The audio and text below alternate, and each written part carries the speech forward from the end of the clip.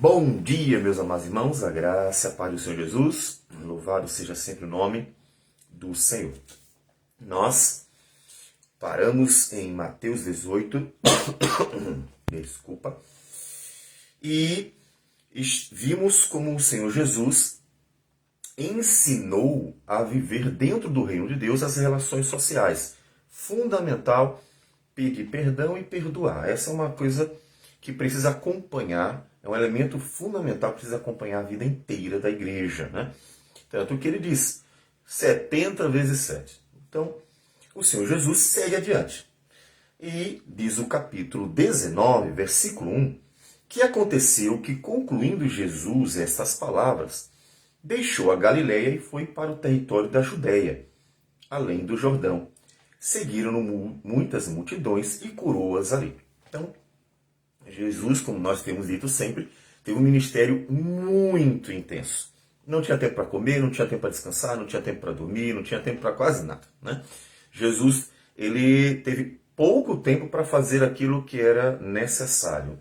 Ele estava sempre dando uma fugidinha para tentar descansar, tentar orar um pouquinho. Por quê? Porque as multidões não deixavam ele em paz, né?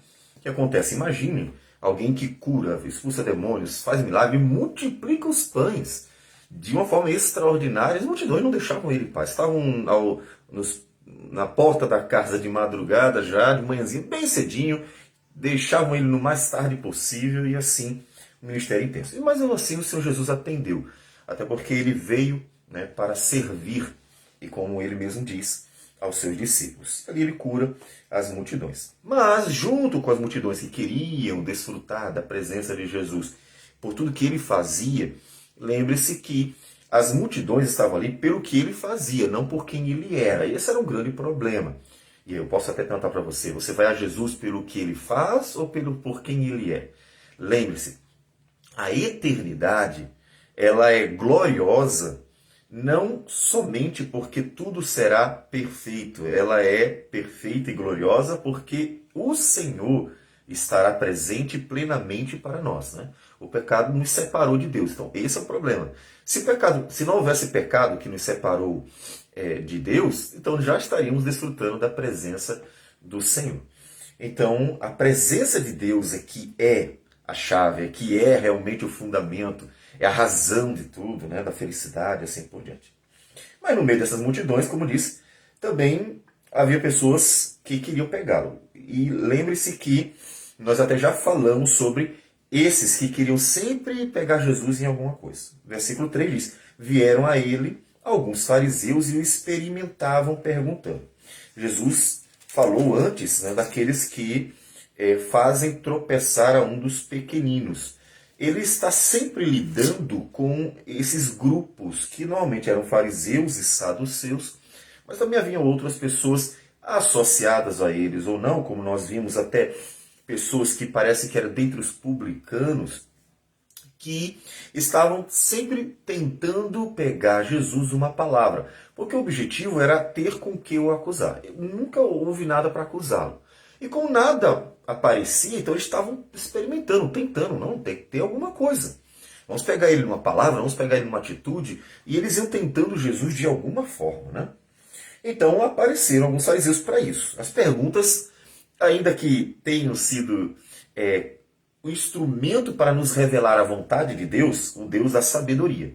O Deus que pega a maldade das pessoas e transforma em bênçãos e, inclusive, revela-nos aqui pela Escritura a vontade dele para nós por meio da malícia daqueles que perguntaram, né, maldosamente. Então, o conteúdo terminou sendo proveitoso. Até isso é aplicativo para nós, né? Veja, o que eles fizeram foi tentar Jesus. E a pergunta não veio de Jesus, a pergunta veio deles. Logo, foram eles que suscitaram o assunto que terminou se tornando de fundamental importância para nós. Ou seja, a maldade deles e o conteúdo que veio, portanto, a partir deles, se tornou um instrumento para abençoar a igreja, porque Deus assim nos revelou, né, a resposta de Jesus, decorrente da pergunta deles. Veja sempre o Deus de toda sabedoria e graça, usando tudo para a sua glória. Deus nunca faz o mal. Nunca, nunca, nunca, nunca. Nenhum mal vem do Senhor. O mal vem dos homens, do pecado, do diabo e assim vai. Mas Deus é tão sábio e poderoso que usa a maldade das pessoas para fazer o bem, para glorificar o seu nome de alguma forma. E a história da redenção todinha nos mostra isso. E a pergunta é a seguinte: é lícito ao marido repudiar a sua mulher por qualquer motivo? Então, observe a pergunta. Olha, o homem pode ou não pode dispensar a sua mulher por qualquer razão? Né? Então, respondeu ele. Então, a resposta de Jesus: não tendes lido que o Criador, desde o princípio, os fez homem e mulher? Então, ele está citando a história da criação, né? Depois do capítulo 3 passa a ser redenção. Né? Então, nós temos capítulo 1 e o capítulo 2, e nesse capítulo 1 e capítulo 2, o Senhor nos revela também a criação da família. No capítulo 1, ele narra a criação de uma forma muito abrangente, né? Porque ele conta todos os dias da criação, é muito mais objetivo, o foco é mostrar o todo, né? Mostrar como Deus criou todas as coisas. E aí no capítulo 2, ele volta de novo, só que agora ele começa a abordar, no capítulo 2 de Gênesis, a criação do homem. Então ele foca no sexto dia da criação. O capítulo 1 são todos os 6 dias, e aí depois ele fala que Deus descansou ao sétimo. Né? E no capítulo 2 ele pega e volta para falar um pouco agora especificamente de um dia. E aí começa a contar sobre como foi o sexto dia da criação. Ele esquece os 5 primeiros dias e foca no sexto. Então aí o capítulo 2. E é por isso, no sexto dia, aparece também a criação da família. Porque ele cria Adão, depois que cria Adão, aí acontece uma série de coisas, o mandato cultural, por sinal, né? Deus ordena o trabalho não é pecado, o trabalho não é fruto do pecado, o trabalho não é condenação, o trabalho não é maldição. Mas aí você pode dizer assim, mas a gente trabalha duro, difícil, porque a criação está sujeita ao pecado ainda. Mas o trabalho em si mesmo não é mal, muito pelo contrário. Foi criado no Éden, no jardim, no sexto dia. Quando Deus criou o trabalho para o homem? No sexto dia da criação. No sexto dia. E deu ao homem. Né? Veja que deu até ao homem, não foi nem à mulher. Deu ao homem. Não é que a mulher não trabalha, tá? Não é isso. Mas é que ao homem cabe a responsabilidade de cuidar, inclusive de cuidar da sua família. E aí depois, não tinha Eva ainda, né? Logo depois, Deus dá um trabalho para ele, né? Que é nomear os animais, que é um trabalho difícil, tá? Não é um trabalho fácil. Até hoje os cientistas fazem isso, porque é preciso você ver as características, é preciso você observar para que dê um nome em acordo com o que de fato pode se dizer do bicho, né? Não é um nome aleatório, é um nome que fale algo dele, né? Então precisa haver observação. Até hoje os cientistas estão realizando isso quando descobrem um novo tipo de ser vivo e assim vai. E aí ele, depois disso, diz o texto que Deus botou ele para dormir e dali, da costela, que tirou, a primeira cirurgia, Deus fez, tapou com carne, e então fez a mulher assim como fez o homem. Então a mulher também foi feita pelo Senhor, também então é criação de Deus, mas foi tirada do homem. Então foi o único homem que deu à luz a alguém. E então Deus fez a família. Aí deu a mulher ao homem, disse olha, agora não está escrito, né? É sua esposa, Deus não disse isso, mas resumidamente o texto mostra que essa é a ideia, porque Adão diz, essa será chamada de varoa, porque do varão foi tomada, e aí o texto no final diz, deixará, pois, o homem pai e mãe, unirá a sua mulher, e os dois serão uma só carne. Então ali está a família, né? Então ali aparece o casamento, no Éden. Então ele está citando, vocês não lembram que desde o princípio Deus fez homem e mulher e disse, aí vem a citação exatamente desse capítulo 2. Por esta causa deixará o homem pai e mãe e se unirá à sua mulher, tornando-se os dois uma só carne. Está aí a citação de que a família é uma criação divina que inclusive precede a queda. Tá? Então assim, casamento é coisa ruim mesmo, acho que é castigo de Deus. Não, não, não, não, não, não. O casamento não é algo pós-queda. O casamento é algo pré-queda. Tá? A única que podemos dizer que surgiu depois da queda foram os filhos. Né? Os filhos é que surgiram depois. Não é porque filho é pecado também não, tá? Mas porque realmente os primeiros filhos só vieram a nascer, né? O Caim, o Abel, depois da queda. Antes disso, eles já estavam casados, mas não havia filhos ainda.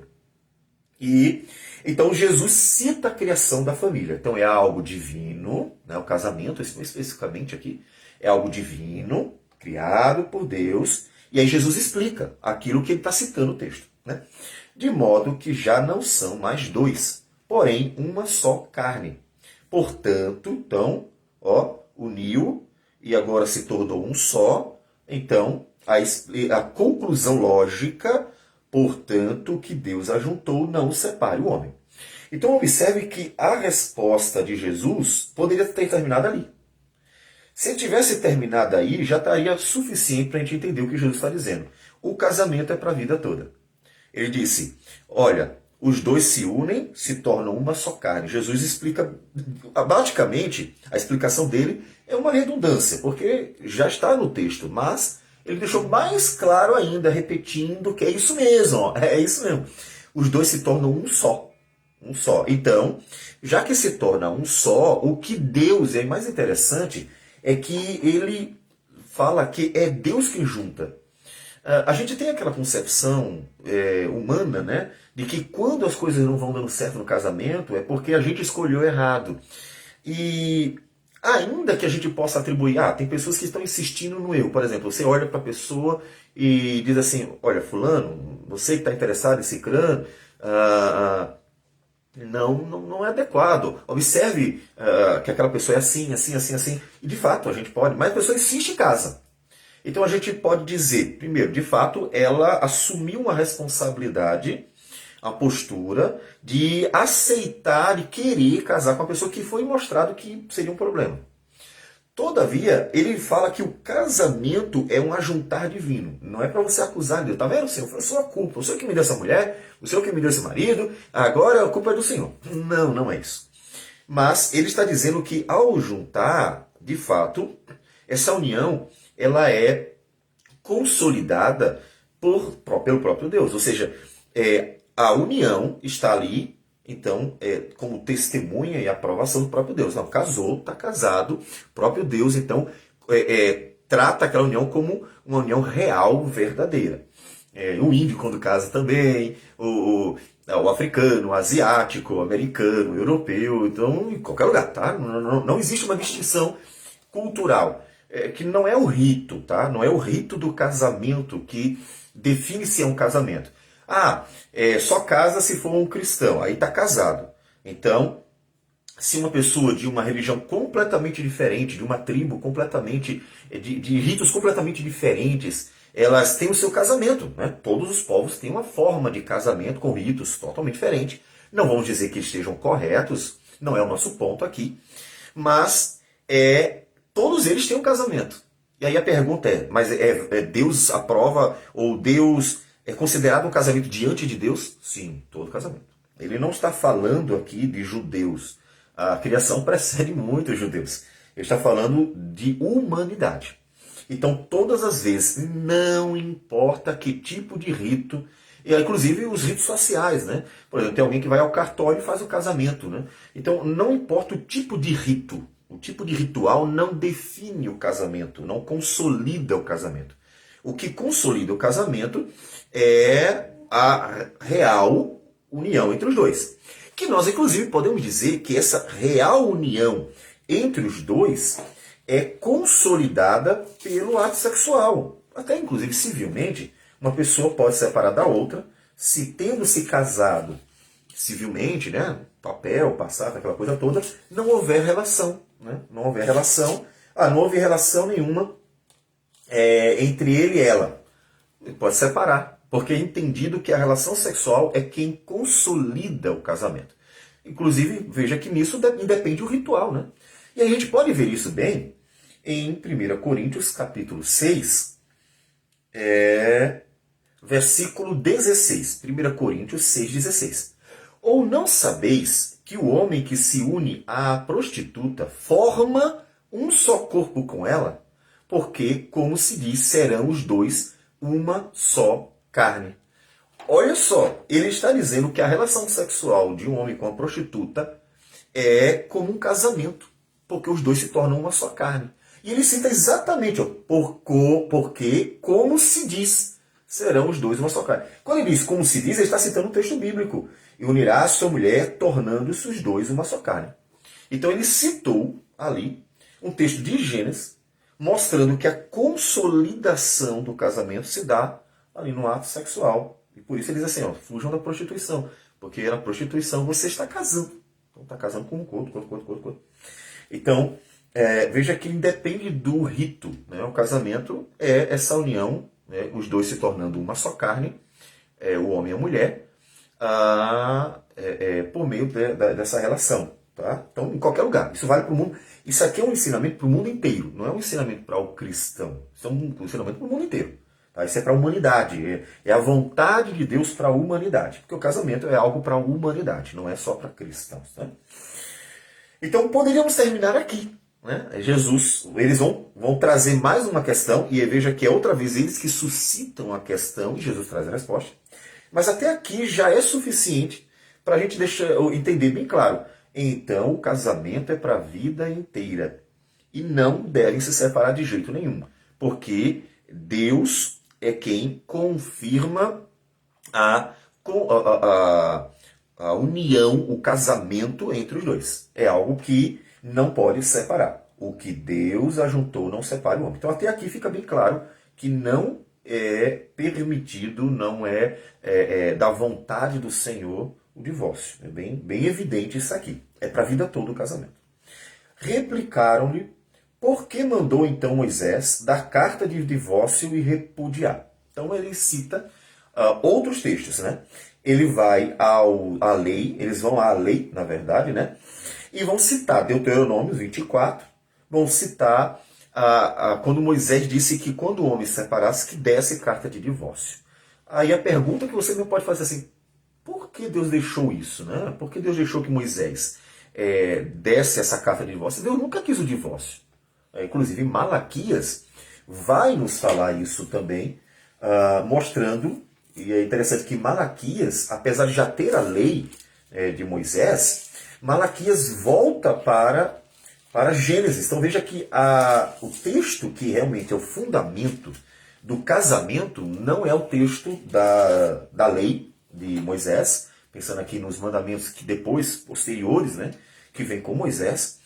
O texto que realmente é o texto base, fundamento para se tratar sobre a questão do casamento é o texto de Gênesis, né? Diz assim, Malaquias capítulo 2, versículo 15. Não fez o Senhor mesmo que havendo nele um pouco de espírito? E por que somente um? Ele buscava a descendência que prometera. Portanto, cuidai de vós mesmos, e ninguém seja infiel para com a mulher da sua mocidade. Então, veja que ele volta para Gênesis de novo. Deus fez só o homem, e do homem fez a mulher. E aí criou ali, veja, os dois, uma só carne. E a partir dali vão se formando casamentos, uma só carne de novo. Então, sempre o retorno é a Gênesis, sempre. Se você quiser assim, quais os ensinamentos sobre casamento? Onde é que está os textos principais? O texto principal, tá. Gênesis capítulo 2, nós temos de 18 a 25 o texto principal de casamento. Então, tudo que você quiser tratar sobre casamento, você tem que recorrer para ele. Mesmo que textos posteriores possam parecer até abrir brechas, na verdade, não. Temos que tentar entender circunstancialmente a questão. Todo o fundamento está lá, e sempre lá. Então não pode haver contradição na Escritura, isso é importante. Observe que eles estão aqui trazendo uma possível contradição. Peraí, já que Deus disse para não haver divórcio e o casamento é para a vida toda, então por que a Escritura está se contradizendo? Eles poderiam dizer isso assim, lá na frente ele permitiu o divórcio. Isso é uma contradição bíblica? Não. Jesus vai explicar o que é, de fato, um mandamento circunstancial. Algo circunstancial levou à permissão. E aí veja que ele vai explicar. Jesus diz, respondeu-lhe Jesus, por causa da dureza do vosso coração, é que Moisés vos permitiu. Observe uma coisa bem interessante. Eles, no versículo 7 de Mateus 19, perguntaram, por que mandou então Moisés dar carta de divórcio a repudiar? Observe que coisa interessante. Ele diz assim, mas Moisés mandou, temos que obedecer Moisés. Lembre-se que eles eram legalistas, né? E estavam muito presos à lei. E ser legalista não é querer obedecer. Ser legalista é o trato errado com a lei, né? Tornando a lei um jugo que oprime o homem, porque isso nunca foi o propósito da lei, oprimir a gente. Tanto que Deus sempre nos deu graça e misericórdia e sempre nos mostrou um caminho, né, com Ele, um caminho que era um caminho de andar com Deus com amor, com humildade. Então a lei não tinha o propósito de ser pesada e subjugar o homem, né? Mas eles estavam tornando a lei isso aí. Tanto que ficou tão pesada que Jesus disse assim, eles tornam tão pesado a vida de vocês, mas eles nem com o dedinho querem levantar nada. Então legalizam essa interpretação errada da lei, tornando-a um jugo para as pessoas. De forma que fica difícil até de viver. Parece que servir a Deus é algo penoso, é algo pesado, é algo difícil. Quando na verdade não é. Tanto é que o fruto do Espírito é amor, alegria, não pesar. É paz, né? E assim por diante. Então não era o propósito de Deus, nunca foi o propósito de Deus, tornar nossa relação com Ele pesada, né? Então, eles colocaram, Moisés mandou, tem que obedecer, de qualquer jeito tem que obedecer desse jeito. Então eu tenho que dar carta de divórcio com qualquer coisa que eu achar que pode. Então, eles se favorecem, sempre assim. Então, eles usam a palavra mandou e Jesus corrige. Por causa da dureza do vosso coração, Moisés permitiu. Opa, não há contradição bíblica. Por quê? Porque Deus não deu um mandamento antes e depois um outro mandamento contraditório, mantendo os dois ao mesmo tempo. Não há contradições na palavra de Deus, né? Então, Deus não jamais vai fazer isso. Aí você assim, mas tem mandamentos que lá atrás são um e lá na frente depois aparece outro. Mas espera aí. Quando há mandamentos que são opostos, é porque há uma sobreposição. Por exemplo, nós temos no Antigo Testamento um mandamento que diz que eles, no caso, os judeus, não deveriam comer carne imunda, né? Então, por exemplo, a carne de porco é a mais conhecida, né? Então não poderiam comer porco. Tá? O Antigo Testamento é proibido, então é um mandamento mesmo, não é uma permissão, é um mandamento. Proibido. Também é circunstancial e a gente só conhece a circunstancialidade no Novo. Mas no Novo Testamento aparece um outro, né? Quando aparece um lençol para Pedro, né? E a voz do alto diz assim, mata e come. E depois diz, não consideres impuro, né, imundo, aquilo que Deus purificou. Então o fato de dizer mata e come é um mandamento. É um mandamento. Então aparece um outro mandamento. Assim, Deus está se contradizendo? Não. Ele está sobrepondo mandamentos.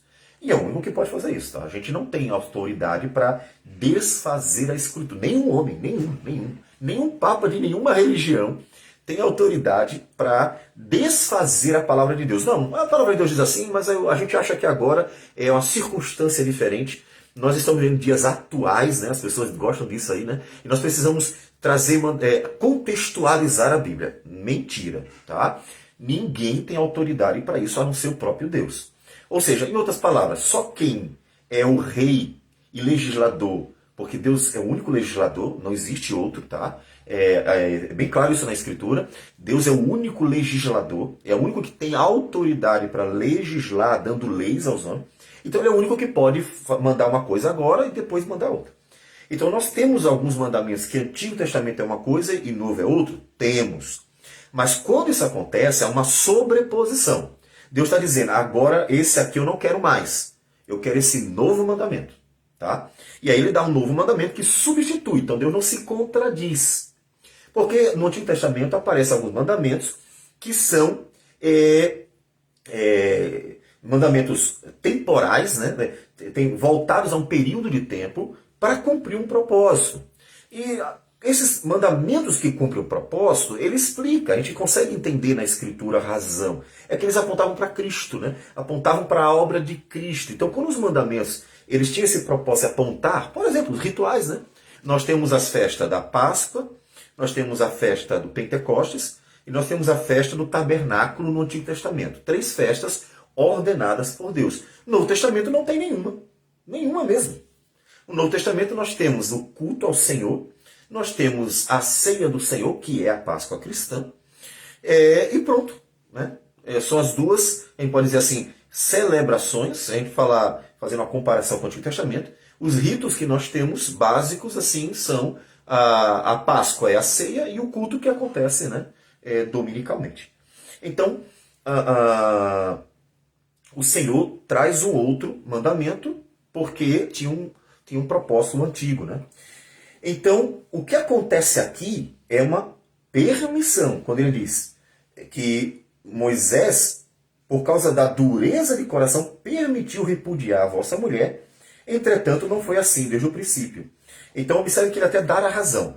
O povo era tão duro de coração que Moisés preferiu colocar em ordem uma prática que se tornou comum, ou seja, os homens estavam liberando as mulheres. O cara se aborreceu da mulher por alguma razão, ficou duvidando da mulher, mesmo que não tenha razão, e aí os homens estavam mandando as mulheres embora. Né? Então, casava, desgostava, briga de casal, aquela coisa toda, o cara, e aí eu vou usar o termo, é machista, né? Porque o homem, muitas vezes na história, se aproveitou das suas forças, usou a sua força para se beneficiar indevidamente, sim, de fato, e aí o homem liberava a mulher. Só que isso cria uma bagunça, né?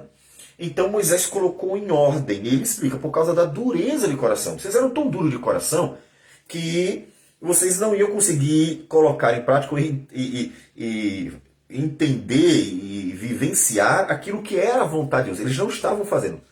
Não é um mandamento novo o casamento durar a vida toda. É um mandamento antigo. Só que aí onde é que se mostra a dureza de coração?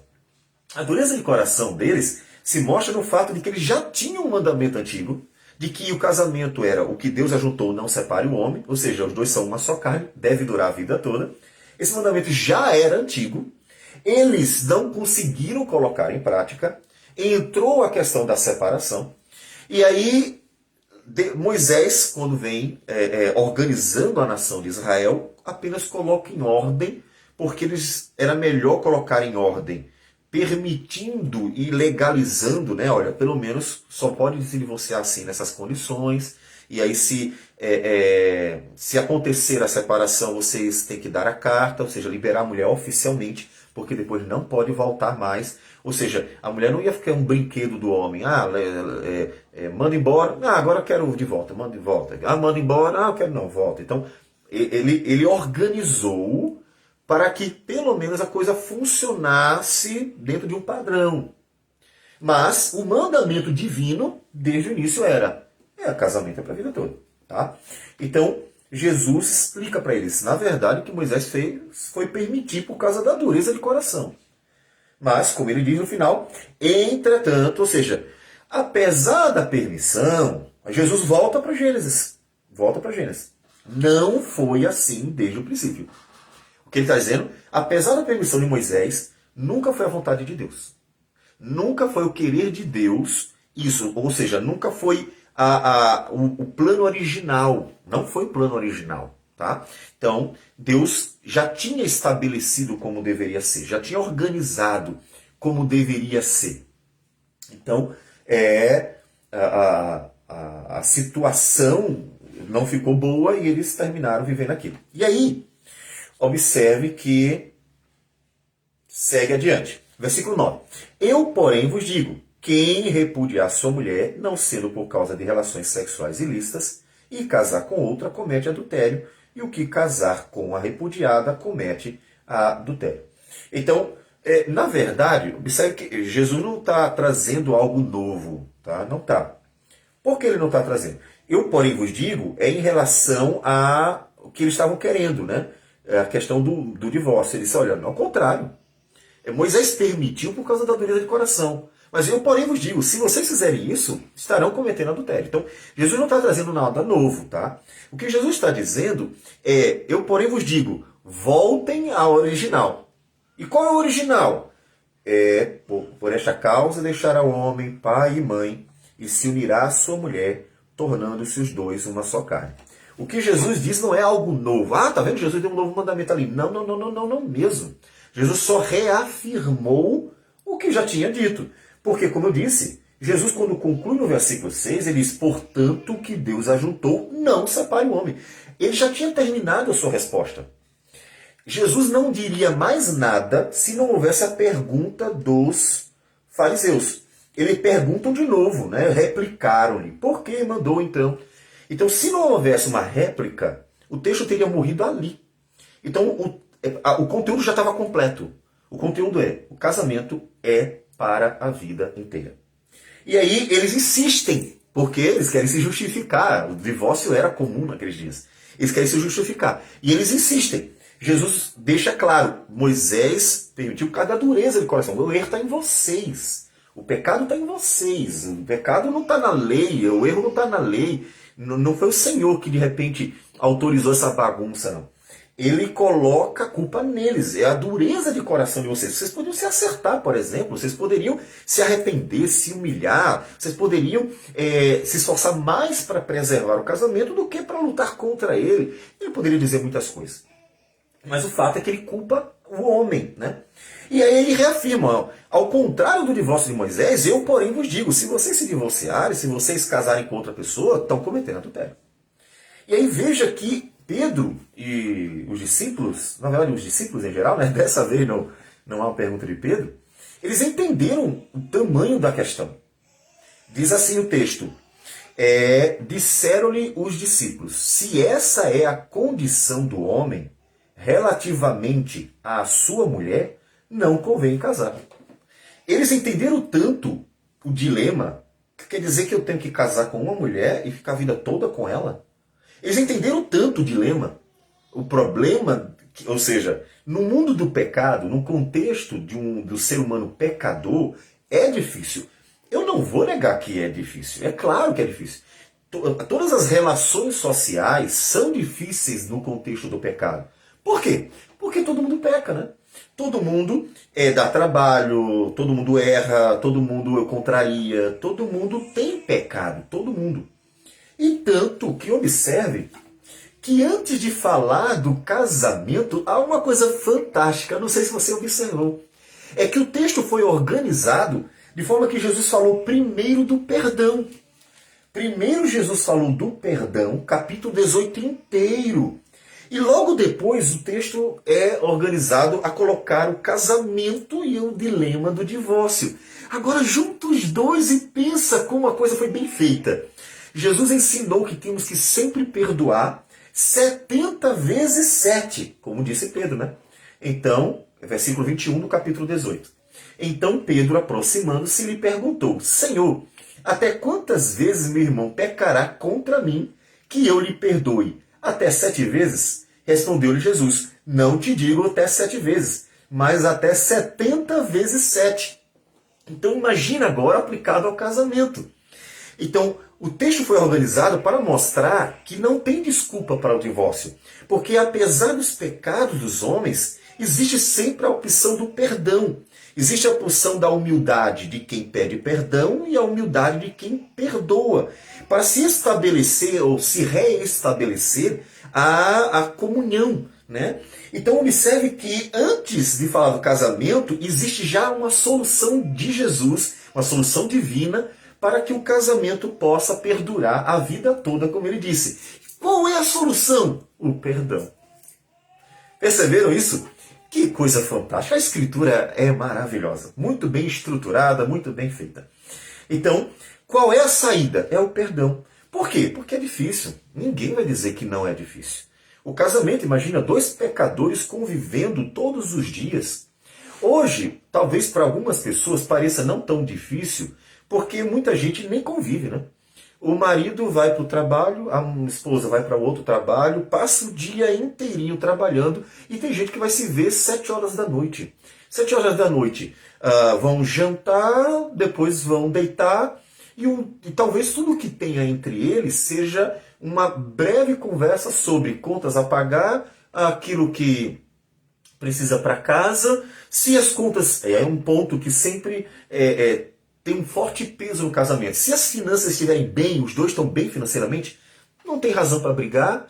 Se mantém a relação sexual realmente ativa e saudável, também estão satisfeitos, então não tem confusão. Então o casamento, nesse molde, parece muito simples. Por quê? Porque não há uma convivência. Agora imagina duas pessoas que convivem como sempre foi, já que o trabalho, antes da modernidade, o trabalho ele sempre teve uma relação muito forte familiar. A educação e o trabalho. Então a família sempre foi o núcleo da sociedade. Após a modernidade, e principalmente, na verdade, com a Revolução Industrial, é que o trabalho é dissociado da família. Isso foi ruim, tá? Isso não foi bom, foi ruim. E a gente tem sérias implicações, eu não vou tratar aqui agora. Mas foi dissociado da família. Então, antes da dissociação, o que acontece? Trabalho e família sempre estiveram juntos. Então, o plantio, o cuidado com o gado, o comércio, a produção artesanal, todo o trabalho estava relacionado com a família. Raros eventos são a guerra, né? Pessoas que tinham que ir para a guerra, os vigilantes, né? Aqueles que tinham que cuidar durante as madrugadas de uma cidade, né? Vigiando. Então, alguns trabalhos que não, mas a maioria dos trabalhos tinha uma forte relação familiar. Então, as pessoas conviviam diariamente muito mais intensamente. Então, qualquer casal que tem uma relação, um convívio maior, verá que, de fato, o convívio social ele não é fácil. E aí, o que é necessário para qualquer relacionamento ele permanecer, perdurar e glorificar a Deus com a durabilidade e manutenção? E eu falo todo relacionamento porque a vontade de Deus é que as relações sociais elas sejam assim. E isso glorifica a Deus, né? Que haja uma preservação, uma manutenção e, portanto, uma durabilidade que glorifique a Deus. E isso, é claro, dentre as relações sociais, a principal delas é o casamento. E aí o que é necessário? Capítulo 18 de Mateus, o perdão. Então o constante, pedir perdão e o perdoar. Pedir perdão e perdoar. Não de forma vulgar, desprezando o significado daquilo, mas de verdade. Eu pequei, perdoe. Tá certo, está perdoado, vamos recomeçar. E aí a gente se recomeça, segue em frente, se reconhece a necessidade de tirar aquele mal do meio e assim se segue. Então a manutenção, ela é necessária. E o perdão é fundamental, é tão fundamental. Deus estabeleceu isso como fundamento das relações sociais, de tal modo que no capítulo 18, versículo 35, Jesus disse: assim também meu Pai Celeste vos fará, se do íntimo, e a palavra é do coração, não perdoardes cada um a seu irmão. Então, se não houver uma relação social baseada no perdão, Deus também não vai perdoar vocês. Deus também não vai tratar vocês com misericórdia, porque vocês também não foram misericordiosos. Tá? Então, aí entra o casamento, como nós falamos, e aí eles perguntam, se essa é a condição do homem, ou seja, casar com uma única mulher e viver a vida toda com ela, então eu não vou nem casar. Ou seja, é difícil. Então, primeiro, eles entenderam que a questão fundamental o casamento é para a vida toda. E não existe nenhuma razão para o divórcio. Eles entenderam isso. Eles nem discutiram. Eles só disseram, não dá para casar. E aí Jesus diz, porém, lhes respondeu, nem todos são aptos para receber este conceito, mas apenas aqueles a quem é dado. De fato, nem todo mundo vai conseguir lidar com isso aí. Porque há eunucos de nascença, há outros a quem os homens se fizeram tais, e há outros a quem a si mesmos se fizeram eunucos, por causa do reino dos céus. Quem é apto para o admitir, admita. Olha, casamento não é uma obrigação. Esse é um ponto bem básico. Ninguém é obrigado a casar, certo? Então diz assim, todo ser humano tem que casar, é um mandamento de Deus. Não, tá? Não. O casamento é uma bênção de Deus dada ao homem.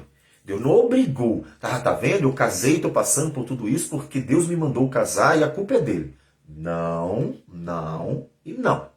Nunca culpe Deus. Ele nunca terá culpa de nada.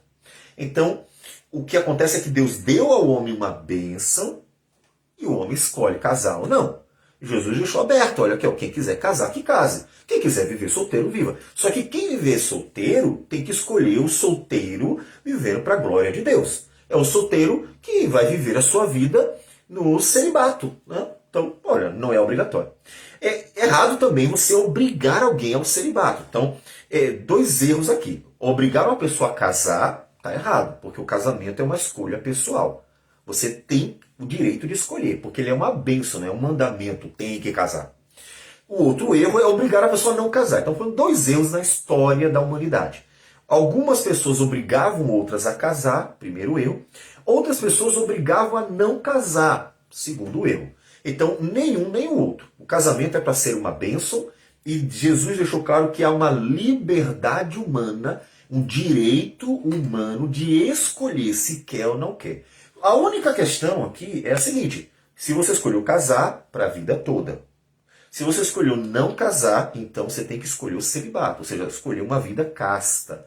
Uma vida em que você não tem problema, não vai ter esposa ou esposo, mas vai viver uma vida direitinho, uma vida sem pecado, uma vida não promíscua, uma vida toda voltada para essa castidade. Tá? Então, não há uma ordenança, nem para um nem para o outro, mas o que escolher tem um jeito. Né? Se escolheu casar, então tem uma ordenança. Se escolheu não casar, aí tem outra ordenança. Né? Mas você tem direito de escolher. Então, Jesus encerra ali o assunto. Então, o casamento é uma bênção. Né? Como disse, próprios discípulos aqui e Jesus deixaram claro que reconhecem a dificuldade. E a dificuldade é real por causa do pecado.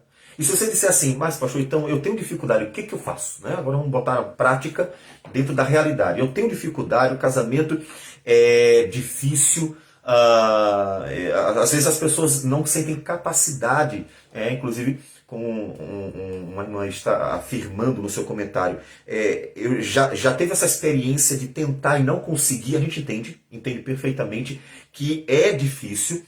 Então, se a pessoa chegar nesse estado, o que faz? Bom, primeira coisa é colocar tudo diante do Senhor. Né? Coloca tudo diante do Senhor. Senhor, eu não me sinto em condições de sustentar sozinho, né, o casamento com tudo que está acontecendo. O que eu faço? Pergunta qual é a minha atitude. Então a primeira atitude é, coloca diante de Deus. Deus, só o Senhor pode tocar no coração do homem. Porque o problema está aqui, tá, minha gente? No coração, no coração. Qualquer pessoa pode mudar, qualquer pessoa pode se arrepender, qualquer pessoa pode pedir perdão, qualquer pessoa pode dizer assim, vamos recomeçar. O problema está aqui no coração, não está fora. Né? Mas foi o dinheiro o problema. Não, o dinheiro pode ter trazido, suscitado coisas do coração. Ou seja, a falta do dinheiro, né? Na verdade, tanto o excesso quanto a falta do dinheiro tem suscitado pecados do coração. Mas o problema está no coração. Então, a obra tem que ser feita no coração. A mudança é no coração. Não é uma casa diferente que ajuda ou atrapalha o casamento, não é ter ou não ter dinheiro que ajuda ou atrapalha o casamento, não é saúde que ajuda ou atrapalha o casamento. O problema está no coração. Então, Senhor, vê o meu casamento, toca no coração do meu cônjuge, e tudo tem que ser colocado diante do Senhor, porque o problema está no coração, certo? E aí você diz, tá aí, além de orar, eu posso fazer alguma coisa além de orar? Sim, pode. E nós temos isso na carta de Pedro. Na primeira carta de Pedro, eu vou pegar o princípio que importa-nos aqui. Capítulo 3, primeira carta de Pedro, capítulo 3, diz assim: Mulheres, sede vós igualmente submissas ao vosso próprio marido, para que, se ele ainda não obedece à palavra, seja ganho sem palavra alguma, por meio do procedimento de sua esposa, ao observar o vosso honesto comportamento cheio de temor. Não seja o adorno da esposa o que é exterior, como frisado de cabelos, adereço de ouros, aparato de vestuário. Seja, porém, o homem interior do coração, unido ao incorruptível trajo de um espírito manso e tranquilo, que é de grande valor diante de Deus. Pois foi assim também que a si mesmas se ataviaram outrora as santas mulheres que esperavam em Deus, estando submissas ao seu próprio marido. Como fazia Sara, que obedeceu a Abraão, chamando-lhe Senhor, da qual vós vos tornastes filhas, praticando o bem e não temendo perturbação alguma. Maridos, vós igualmente, vivei a vida comum do lar com discernimento, e tendo consideração para com a vossa mulher, como parte mais frágil. Tratai-a com dignidade, porque sois juntamente herdeiros da mesma graça de vida, para que não se interrompam as vossas orações. Vou pegar o básico aqui pra gente. O que ele está dizendo? Vocês podem fazer alguma coisa. Seja bênção, seja bênção. O que ele está dizendo? Mulher, haja como uma mulher virtuosa. Faça tudo aquilo que Deus mandou você fazer.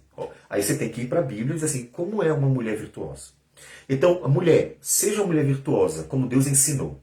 Faça a sua parte. Ele diz que isso é de grande valor diante de Deus. Você está orando e fazendo a sua parte. Você não está brigando, porque ele bebe e chega em casa, bebo, né? Reclamações básicas, né? O que você vai fazer? E começa a xingar, brigar, fazer confusão. Mas você não vai resolver nada.